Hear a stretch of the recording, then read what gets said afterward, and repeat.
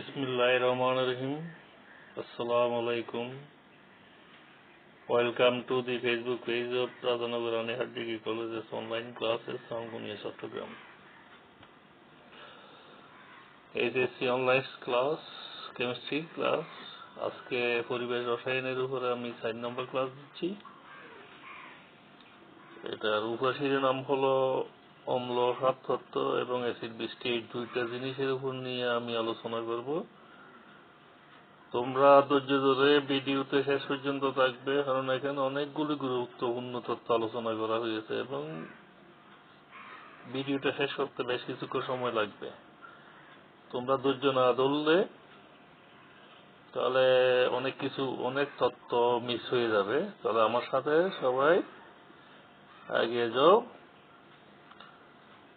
আমি মোহাম্মদ নুরুল আফসার, প্রভাষক, Radhanagar আনিহাট degree college, Rangunia, Chittagong.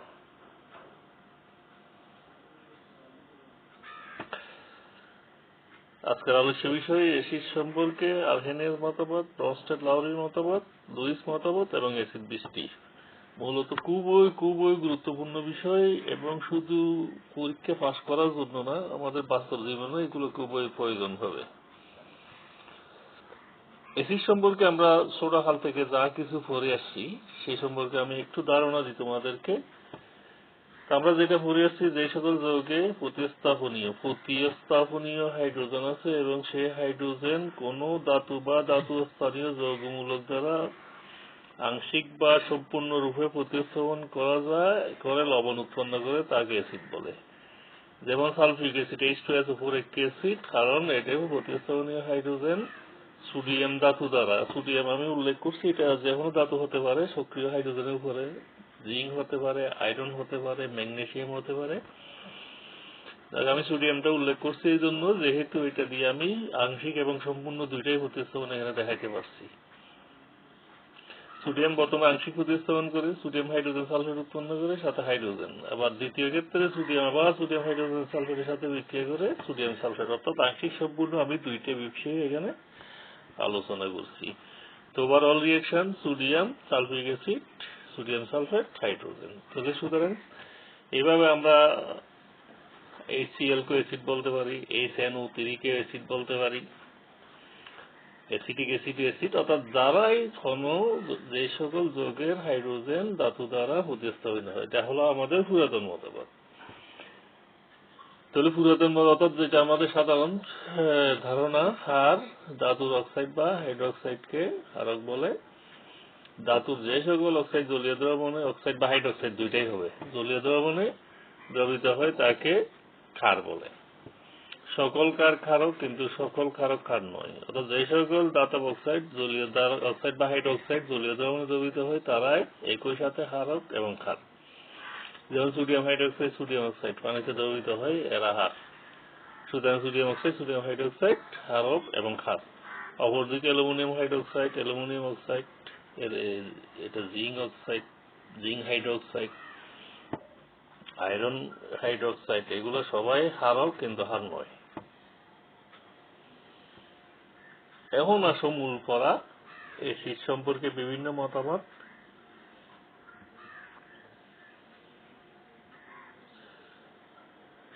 আরহেনিয়ার মতবাদ, ব্রনস্টেড লাউরি মতবাদ, লুইস মতবাদ। তাহলে প্রথমে আরহেনিয়ার মতবাদ, ব্রনস্টেড লাউরি মতবাদ, লুইস মতবাদ। আরহেনিয়ার মতবাদ অর্থাৎ আমি তোমাদের বলে দিছি, আমরা প্রচলিততে অম্লহার যা বুঝাই, যা বলি, যা ব্যবহার করি, পরীক্ষায় ব্যবহার করি, মতবাদই বলি, সেটা কিন্তু আরহেনিয়ার মতবাদ। আরহেনিয়ার মতবাদ অনুসারে অ্যাসিডের সংজ্ঞা হলো, যে সকল পদার্থ জলীয় দ্রবণে হাইড্রোজেন আয়ন দেয় তাদেরকে অ্যাসিড বা অম্ল বলে।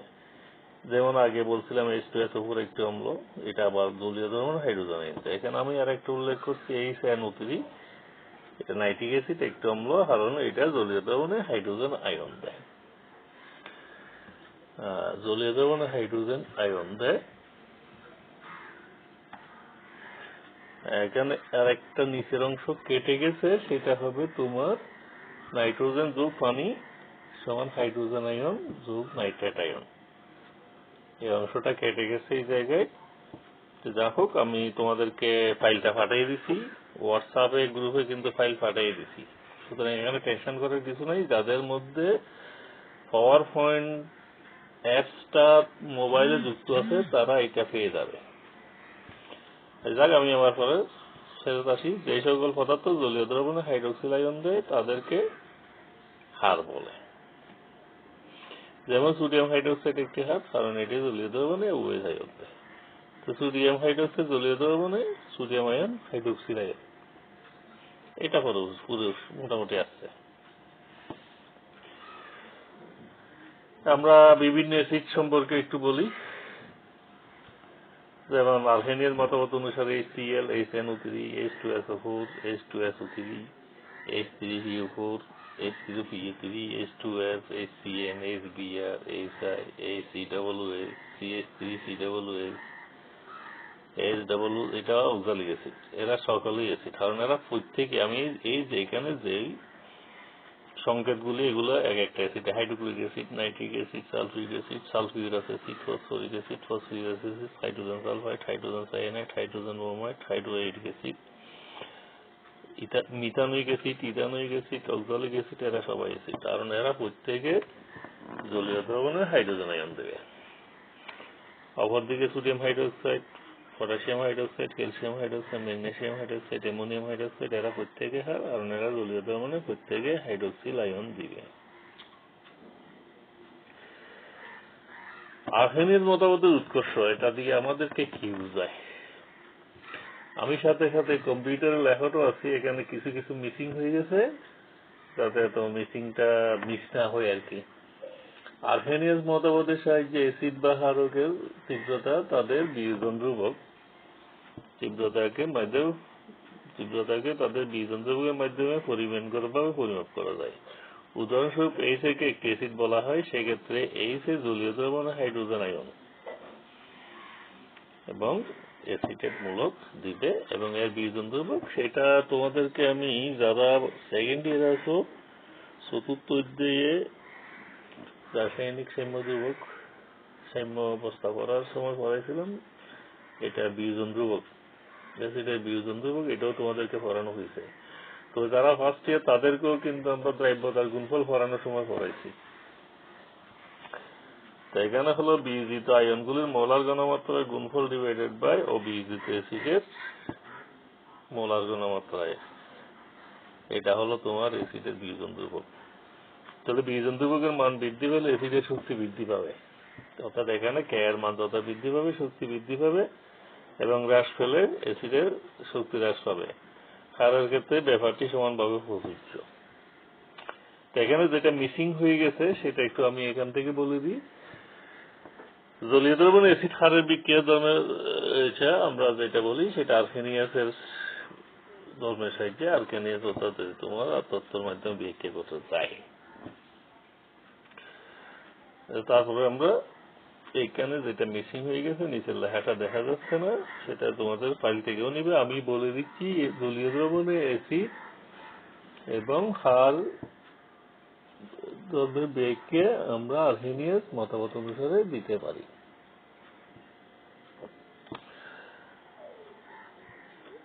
আর্সেনিয়াস মত আরো উৎকর্ষ 3 নম্বর আছে। তোরা এই মতামতের সাহায্যে অ্যাসিড ও ক্ষারের পরস্মন বিক্রিয়া ব্যাখ্যা করা যায়, অর্থাৎ অম্ল ক্ষার বিক্রিয়া করে অম্ল ধর্ম হারায়, ক্ষার ধর্ম হারিয়ে ফেলা কেন হারায় সেটা আমরা এটা ব্যাখ্যা করতে পারি। আর এই মত অনুসারে হাইড্রোজেন আয়ন এবং ক্ষারের উভয়ের সহযোগে পানি উৎপন্ন হয়, সেটাও আমরা ব্যাখ্যা করতে পারি। অম্ল ক্ষারের পরস্মন তাপ, আমরা যে প্রমাণ পরস্মন তাপ, যেটা যারা সেকেন্ড ইয়ারে তাদেরকে আমি ক্লাসে দিয়ে দেবো, ফিজিক্যালি পড়ানো হয় নাই, আমি বিগত বেশ কয়েকটা ক্লাস দিচ্ছি এর উপরে। পরস্মন তাপ নিয়ে ওখানে আলোচনা হয়েছে, অর্থাৎ 1 মোল পানি উৎপন্ন হয়েছে যে 57.34 কিলোজুল পার মোল তাপ উৎপন্ন হয়, সেই ব্যাখ্যাটা কিন্তু তোমার আর্সেনিয়াস মতামত থেকে পাওয়া যাবে। আর জলীয় দ্রবণের প্রকৃতি অম্লীয় না ক্ষারীয় হবে,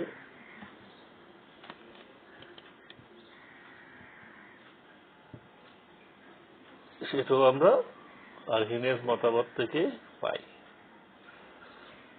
জলীয় দ্রবণ প্রতি অম্লীয় হারিয়ে এই মতামত আমরা আর শ্রেণীর মতামত অনুসারে পাই। আর 6 নম্বর যেটা এখানে মিসিং হয়েছে সেটা হলো জলীয় দ্রবণে হাইড্রোজেন আয়ন বা হাইড্রোক্সিল আয়ন ঘনমাত্রা থেকে নির্ণয় করা হয় তা আর্হেনিয়াস মতামত অনুসারে হয়ে থাকে।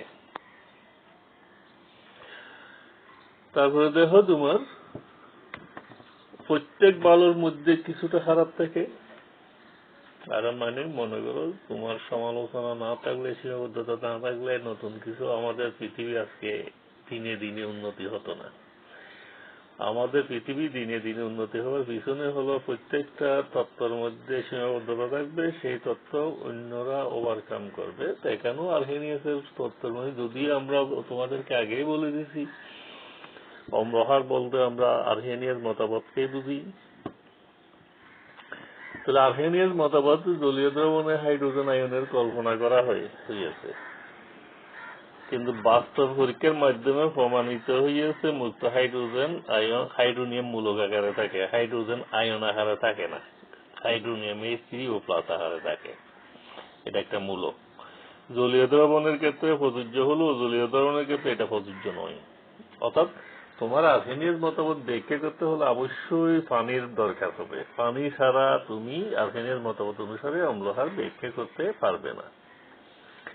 3 নম্বরে আসো, এই মতামত অনুসারে উভয় মূলক বিশিষ্ট যৌগগুলোকে হারক হিসেবে বিবেচনা করা হয়েছে, কিন্তু প্রকৃতপক্ষে ধাতব অক্সাইডে ammonium, alkyl amine, phenyl amine ইত্যাদি যৌগে হার ধর্ম এই মতামত অনুসারে ব্যাখ্যা করা যায় না।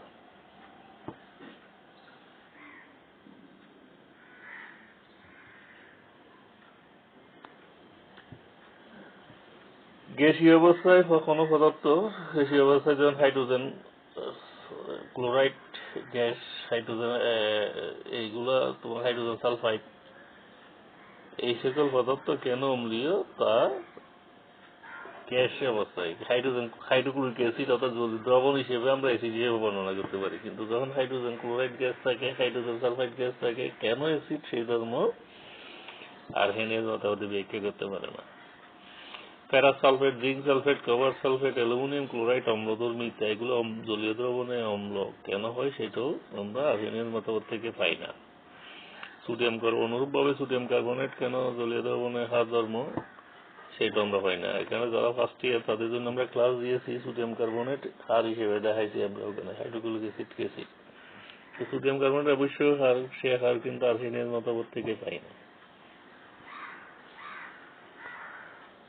ফসফরিক অ্যাসিড মনোসোডিয়াম, অর্থাৎ ফসফরিক অ্যাসিডের মধ্যে 3টা হাইড্রোজেন আছে। একটা হাইড্রোজেন যদি সোডিয়াম দ্বারা প্রতিস্থাপিত হইয়া মনোসোডিয়াম হাইড্রোজেন ফসফেট, সেইটা অম্লীয়। কিন্তু ডাইসোডিয়াম হাইড্রোজেন ফসফেট অর্থাৎ 2টা হাইড্রোজেন সোডিয়াম দ্বারা প্রতিস্থাপিত হলে এটা হয়ে যায় ক্ষারীয়। এই ব্যাপারটা কেন ঘটে তাও আমরা আর্হেনিয়াস মতামত থেকে পাই না।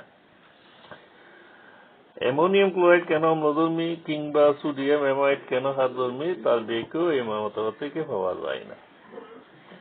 এই হলো মোটামুটি আর্হেনিয়াস মতামত। এখন আমরা পরবর্তী অংশে যাই, ব্রস্টেড-লাউরি মতামত। ব্রস্টেড-লাউরি থিওরি, এইটা দেখো।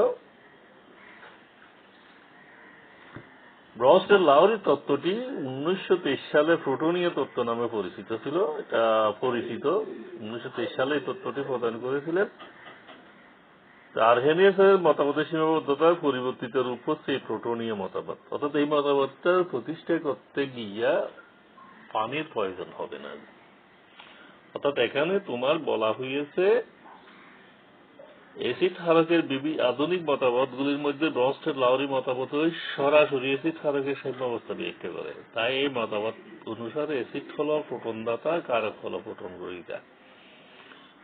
অর্থাৎ কোন পদার্থকে যদি প্রোটন বলতে হাইড্রোজেন আয়নকে আমরা প্রোটন বলি। কেন প্রোটন বলি সেটা বিভিন্ন জায়গায় ব্যবহার করা হয়েছে। তারপর আমি একটু বলে রাখি, এটা প্রোটন বলার কারণ হলো হাইড্রোজেনের 2টা কণিকা থাকে, মৌলিক কণিকা, একটি ইলেকট্রন, একটি প্রোটন। তাহলে হাইড্রোজেন প্লাস যখন হয়ে যায় ইলেকট্রন থাকে না, তাহলে শুধু প্রোটনটাই থাকে, সেই জন্য হাইড্রোজেন আয়নকে প্রোটন বলা হয়। অর্থাৎ যে সকল পদার্থ প্রোটন দেয় তারা অম্ল, যে সকল পদার্থ প্রোটন গ্রহণ করে তারা ক্ষারক। তাহলে এখানে পানির কোনো ব্যাপার নেই। তবে পানিও আমরা এখানে দেখাবো। পানিও একটা অনুষঙ্গ, এখানে আমরা অন্য অন্য যে কোনো পদার্থের সাহায্যে এটা অম্লহার ব্যাখ্যা করতে পারি। অর্থাৎ যে সকল পদার্থ অন্য পদার্থকে ফোটন দান করবে তারাই অম্ল, যে সকল পদার্থ অন্য পদার্থ থেকে ফোটন গ্রহণ করবে তাই ক্ষারক। যে তোমার আর্হেনিয়াস মতবাদে হাইড্রোনিয়াম আয়ন উৎপন্ন হয়, সেটা কিন্তু আমরা ব্রস্ট-লাউরি তত্ত্ব মতো দেখাইতে পারি। যেমন এখানে আমরা দেখাইছিলাম HCl ফোটন ত্যাগ করে, সুতরাং এটা ঠিক। অপরদিকে অ্যামোনিয়া ফোটন গ্রহণ করে, সুতরাং NH3 একটা ক্ষারক। এর নিচের অংশ যেটা এই জায়গায় আমি দেখে এখানে কেটে গেছে, সেটা হলো HCl পানি। তোমাদেরকে আবার বলে দিচ্ছি, আমি ফাইলটা আবার তোমাদেরকে পাঠাচ্ছি। এইখানে একটু কনভার্সনে একটু সীমাবদ্ধতা থাকার কারণে নিচের লাইনগুলি কেটে গেছে। তো সুতরাং তোমাদের চিন্তা করার কোনো কারণ নেই, তোমরা ফাইলটা পেয়ে যাবা। যদি প্রত্যেকের কাছে PPTX অর্থাৎ পাওয়ার পয়েন্ট ফাইলটি না থাকে, তাহলে যাদের আছে তাদের কাছ থেকে তোমরা জিনিসটা ক্লিয়ার করে নিবা। তাহলে এটা অ্যাসিড, HCl একটা অ্যাসিড, কারণ এটা H2O কে প্রোটন দান করে। H2O টা হয়ে যায় হাইড্রোনিয়াম আয়ন H3O+, আর অ্যামোনিয়া এটা হার কেন? কারণ এটা অন্য পদার্থকে ফোটন গ্রহণ করে অ্যামোনিয়াম হয়ে যায়, এই জিনিসটা এই জায়গায় উঠে নেয়।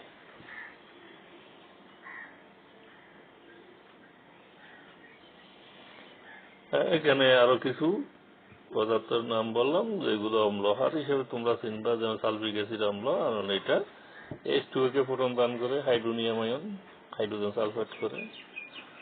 হাইড্রোজেন সালফাইড আবার H2O কে H2O কে ফোটন দান করে হাইড্রোনিয়াম আয়ন, সালফাইড আয়ন হয়।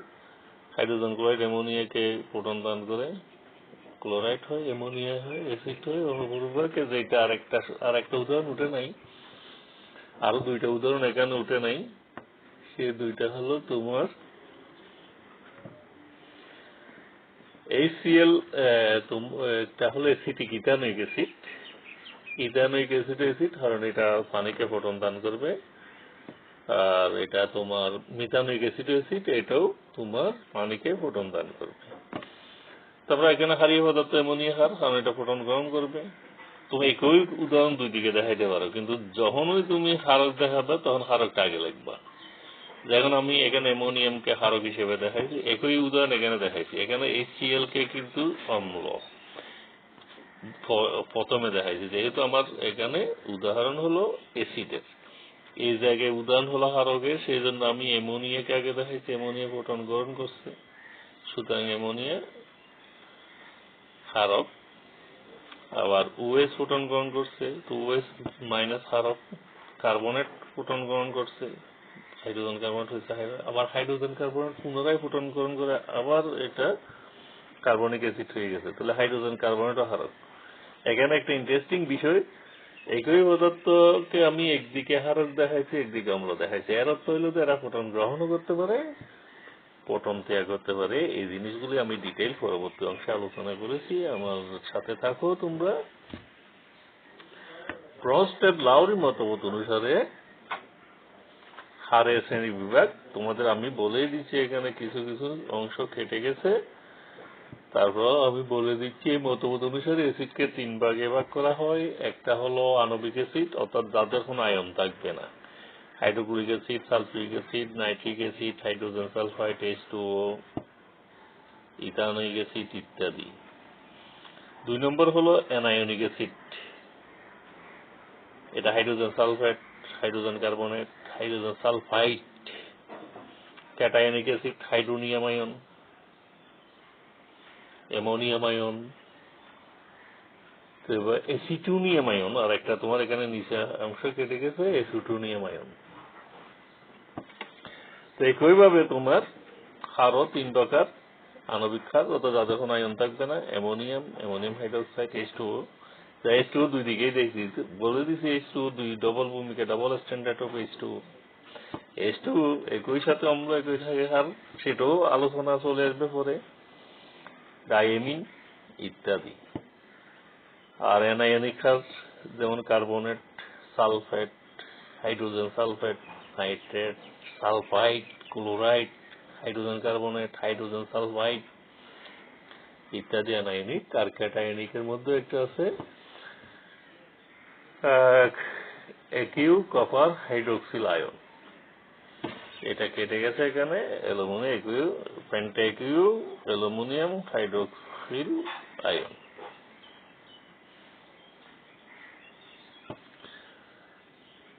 তারপর অংশ দাও ফোটন দান গ্রহণের উপর ভিত্তি করে অম্লক্ষারকের শ্রেণী বিভাগ। এর মতো অ্যাসিড দুই প্রকার, মনোহাইড্রিক ফোটন অর্থাৎ একটা ফোটন দান করতে সক্ষম, hydrogen chloride, hydrogen nitric acid, ethanoic acid, এরা মোটামুটি একটি ফোটন দান করে।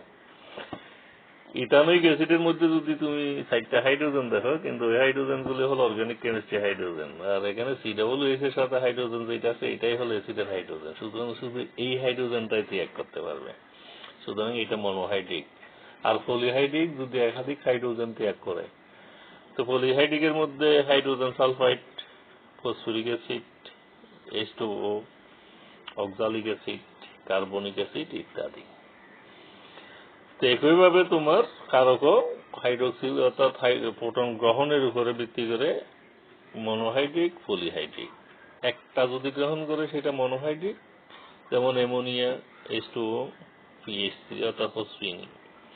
আর পলিহাইড্রিক হলো আর একাধিক ফোটন গ্রহণ করতে পারে, যেমন কার্বনেট। এগুলো আমি কিন্তু অন্য জায়গায় এডিট করা হয় না, এখানে 2 - 2 করে যাবে, Cu3 নিচে, O- সালফেট, SO4 নিচে, 4টা নিচে, 2 - 4 সালফাইড।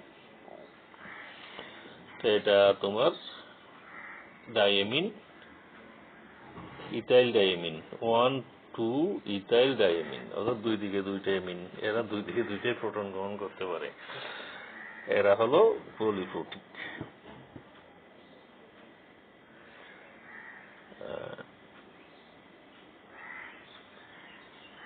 তারপরে আসো তোমার হাইড্রা অ্যাসিড। তাহলে এই ফাঁকে একটু বলে রাখি, তোমরা আগে এটা পড়ে আসছো, অক্সি অ্যাসিড, হাইড্রা অ্যাসিড, অর্থাৎ যে সকল অ্যাসিডের মধ্যে অক্সিজেন থাকে তারাই অক্সি অ্যাসিড। এমনিতে অ্যাসিডের অন্য গুণাবলী থাকবে এবং অক্সিজেন যুক্ত অ্যাসিডগুলি অক্সি অ্যাসিড।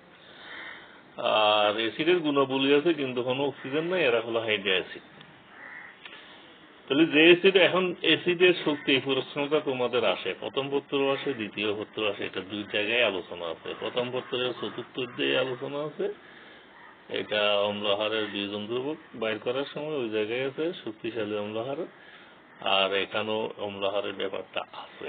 যেহেতু আমরা অম্লহারই করতেছি, তার শক্তির ব্যাপারটা আছে।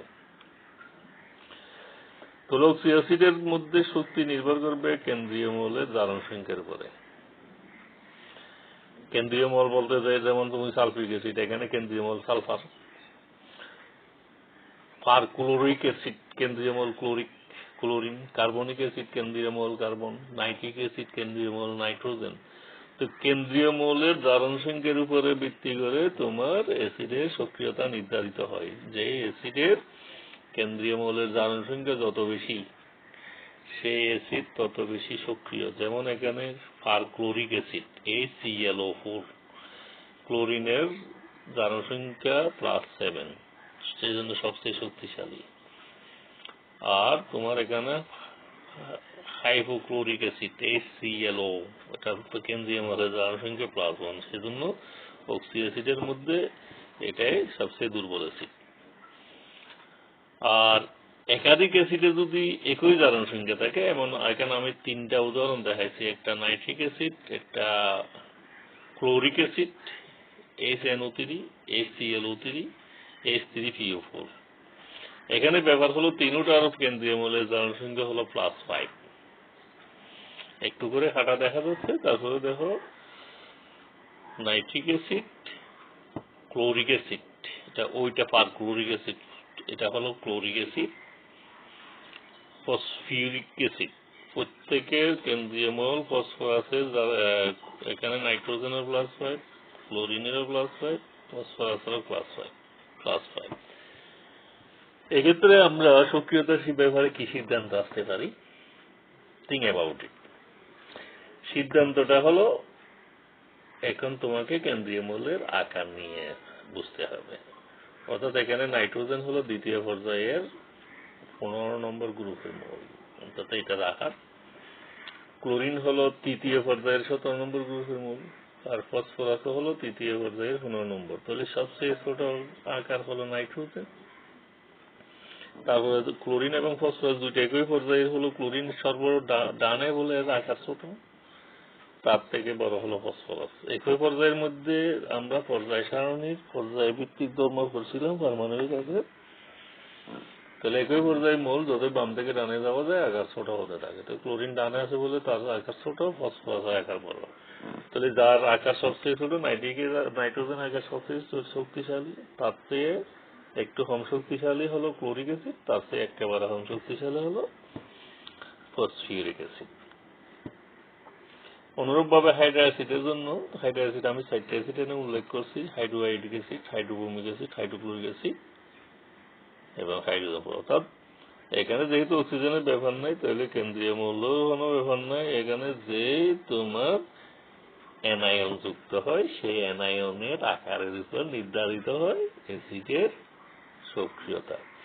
তাহলে আয়োডিন, ব্রোমিন, ক্লোরিন, ফ্লোরিন সবগুলি হলো তোমার 17 নম্বর গ্রুপের মৌল। আমরা জানি একই গ্রুপের উপর থেকে নিচে গেলে আকার বাড়ে। তাহলে আয়োডিন হলো সবচেয়ে নিচে।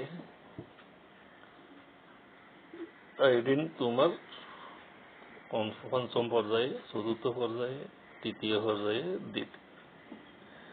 এই হিসেবে হাইড্রোজেন আয়োডাইড সবচেয়ে শক্তিশালী, তার চেয়ে একটু কম শক্তিশালী হাইড্রোজেন ব্রোমাইড, তারপর কম হলো হাইড্রোক্লোরিক অ্যাসিড, তারপর হাইড্রোজেন ফ্লোরাইড।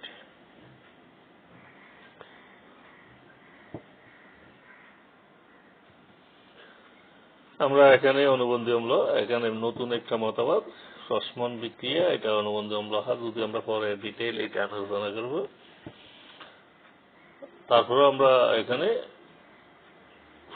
ব্রস্ট-লাউরি যে বিক্রিয়ায় একটি অ্যাসিড একটি হারকের বিক্রিয়ায় তাদের অনুবন্ধী হারক অনুবন্ধী অম্ল উৎপন্ন করে তাকে ফ্রসম্যান বিক্রিয়া। অর্থাৎ আমরা সাধারণ ফ্রসম্যান বিক্রিয়া কি করছি, আর্হেনিয়ার মতবাদ অনুসারে যে সকল রাসায়নিক বিক্রিয়ায় অম্ল হার বিক্রিয়া করে লবণ এবং পানি উৎপন্ন করে।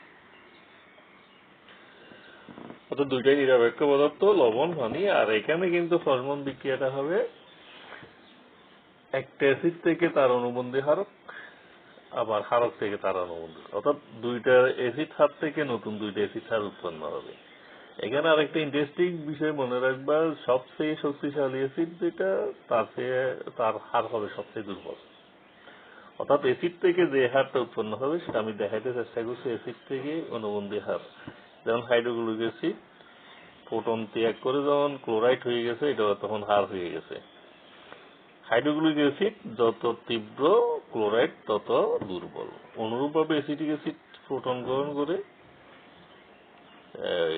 অ্যাসোটিনিয়াম আয়ন, অর্থাৎ হাইড্রোজেন একটা তো উপরে চলে আসছে অতিরিক্ত প্রোটন আহারে, তখন এটা হয়ে গেছে আবার নতুন ভাবে অম্ল।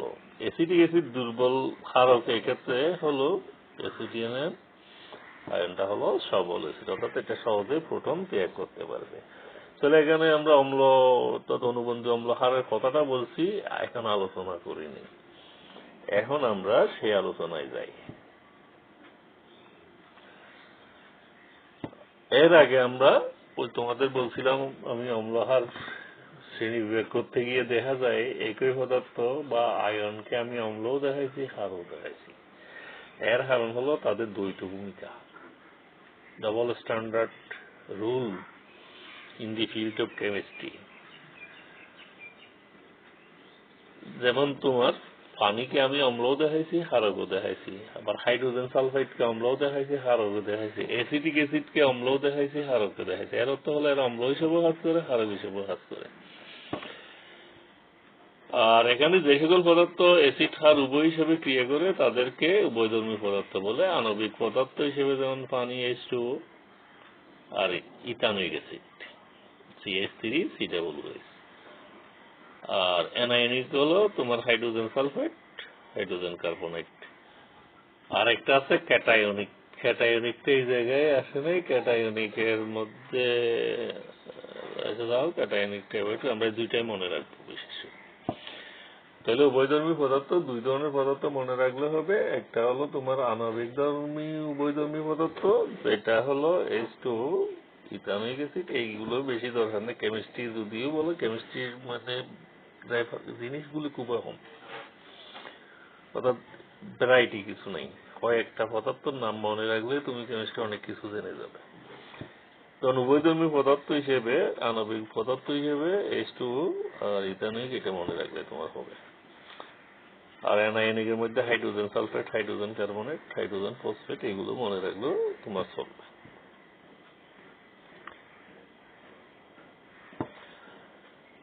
পানি কেন একটা উভয়ধর্মী পদার্থ? যে সকল পদার্থ একই সাথে অম্ল এবং ক্ষারক হিসেবে ভূমিকা পালন করে তাদেরকে আমরা উভয়ধর্মী পদার্থ বলি। পানি একটি উভয়ধর্মী পদার্থ H2O, কারণ পানি একই সাথে ফোটন দিতে পারে, ফোটন নিতেও পারে। সেটা নির্ভর করবে যে পানি যখন তার চেয়ে শক্তিশালী অ্যাসিডের সাথে থাকবে তখন ফোটন নিতে বাধ্য হবে। যেমন হাইড্রোক্লোরিক অ্যাসিড যদি পানির ভিতর দাও তখন কি করবে, হাইড্রোক্লোরিক অ্যাসিড পানিকে ফোটন দিবে। সেটা কেটে গেছে নিচে, আমরা লেখছি উপরে। আবার যদি পানির মধ্যে দুর্বল হার দাও তখন পানি বাধ্য করবে ওই হারকে ফোটন গ্রহণ করতে। তাহলে আমি প্রথমে দেখাচ্ছি পানি অম্ল হিসেবে পানি, অর্থাৎ পানি যখন আমরা অ্যামোনিয়া থাকবে পানির ভিতরে, অ্যামোনিয়াটা হলো দুর্বল হার, সেই হিসেবে পানি কি করে অ্যামোনিয়াকে বাধ্য করে ফোটন গ্রহণ করতে। তাহলে এক্ষেত্রে যেহেতু H2O ফোটন ত্যাগ করছে অ্যামোনিয়াকে, সেজন্য এটা হয়ে গেছে অম্ল, অ্যাসিড। তাহলে এখানে পানির ভূমিকা হলো অ্যাসিড। আমি খুব সুন্দর করে এখানে নোট করে দিয়েছি, তোমরা এই অংশ লিখে দিলে একেবারে 2 নম্বর হয়ে যাবে, তোমাদের এটা অনুধাবনমূলক প্রশ্ন আসবে। আর কার হিসেবে পানি একটি হারক পানি হারণীয় অন্য পদার্থ যেমন হাইড্রোজেন ক্লোরাইড থেকে ফোটন করে হাইড্রোনিয়াম আয়নে পরিণত হয়। তাহলে এখানে পাশে দেখাবে H2O কে আগে লিখবা, পাশে হাইড্রোজেন ক্লোরাইড দিবা। এখানে আমি মূল ফাইলে আছে কিন্তু এটা। তাহলে পানি কি করছে, H2O কি করছে, হাইড্রোজেন ক্লোরাইড থেকে ফোটন গ্রহণ করে হাইড্রোনিয়াম আয়ন হয়ে গেছে। তাহলে এক্ষেত্রে যেহেতু হাইড্রোজেন পানি H2O ফোটন গ্রহণ করছে সেই জন্য এটা হার। তাহলে বোঝা গেছে, অর্থাৎ পানি যখনই অম্ল হবে তখন তার চেয়ে দুর্বল হার সাথে থাকবে, ওই হারকে বাধ্য করবে ফোটন গ্রহণ করাতে। আবার পানি যখন সবল অ্যাসিডের সাথে থাকবে তখন সেই বাধ্য হবে ওই অ্যাসিড থেকে ফোটন গ্রহণ করতে। মূলত কথা এটাই। তাহলে আমরা বাকিগুলোতে আসি। ইথানোয়িক অ্যাসিড একটা অ্যাসিড, এখন ক্ষার, দুইটা হিসেবে কাজ করে। তো ইথানোয়িক অ্যাসিড কখন অ্যাসিড, যখন এটা অন্য পদার্থকে ফোটন, অর্থাৎ ইথানোয়িক অ্যাসিডের ভিতরে পানি দিলাম। আমি আগে দেখাইছিলাম পানি হলো অম্ল, কিন্তু পানির অম্লত্ব ইথানোয়িক অ্যাসিড থেকে দুর্বল। সেই জন্য পানির ভিতরে যখন ইথানোয়িক অ্যাসিড থাকবে তখন ইথানোয়িক অ্যাসিড পানিকে বাধ্য করবে ফোটন গ্রহণ করতে, অর্থাৎ সে ফোটন ছেড়ে দিবে। তো এক্ষেত্রে তোমার ইথানোয়িক অ্যাসিডটা হলো অ্যাসিড। অপরদিকে হার হিসেবে ইথানোয়িক অ্যাসিডের ভিতরে যদি আমি হাইড্রোক্লোরিক অ্যাসিড দিই, তুমি বলবো এটা দুইটাই তো অ্যাসিড। হ্যাঁ, দুইটাই অ্যাসিড, কিন্তু এক্ষেত্রে হাইড্রোক্লোরিক অ্যাসিড শক্তিশালী অ্যাসিড হওয়ার কারণে হাইড্রোক্লোরিক অ্যাসিড ইথানোয়িক অ্যাসিডকে বাধ্য করে ফোটন গ্রহণ করতে। যেমন সাধারণত ইথানোয়িক অ্যাসিডের মধ্যে হাইড্রোজেন থাকে একটা ফোটন গ্রহণ করে এখানে COOH2+, অর্থাৎ এখানে ফোটনটা গ্রহণ করে, অর্থাৎ এটার মেকানিজম এমন, এটা ফোটন গ্রহণ করার ক্ষমতা আছে। তাহলে আমরা ইথানোয়িক অ্যাসিডকে দেখালাম একই সাথে অ্যাসিড, একই সাথে হার। তারপর দেখো হাইড্রোজেন সালফাইড।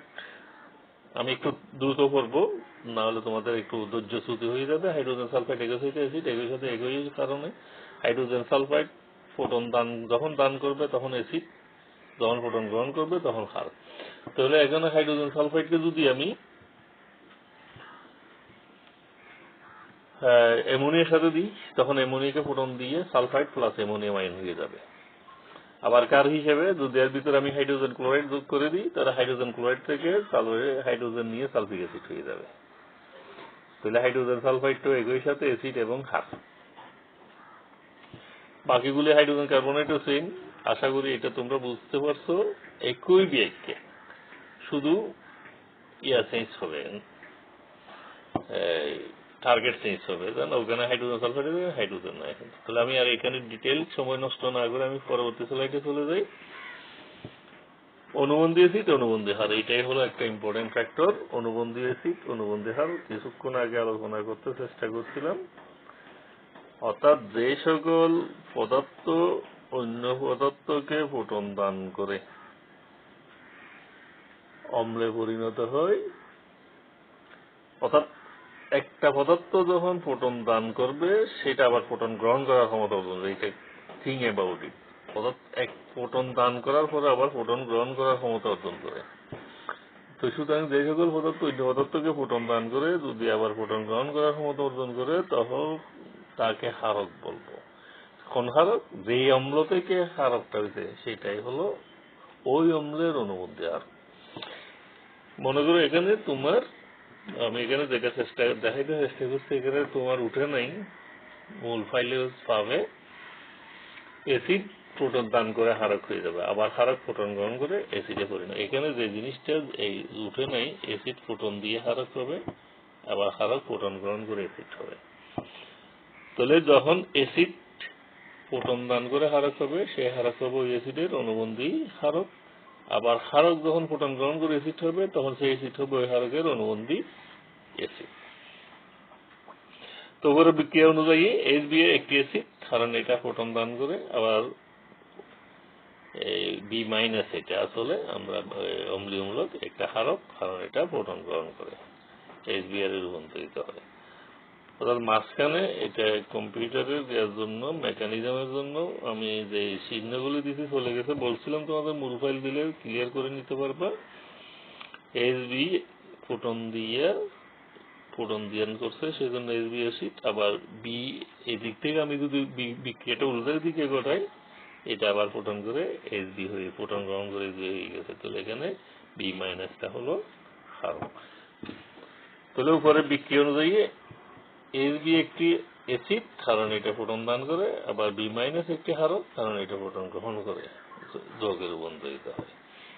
পার্থক্য হচ্ছে ফোটনের, অর্থাৎ ফোটন গ্রহণ করলে অ্যাসিড, ত্যাগ করলে হারক। অর্থাৎ যেটা ফোটন ত্যাগ করছে সেটা আবার ফোটন গ্রহণ করবে। তো ত্যাগ করার সময় অ্যাসিড, গ্রহণ করার সময় হার। HB হলো হারক। আচ্ছা, এই ক্ষেত্রে HB হলো বি মাইনাসের অনুবন্ধী।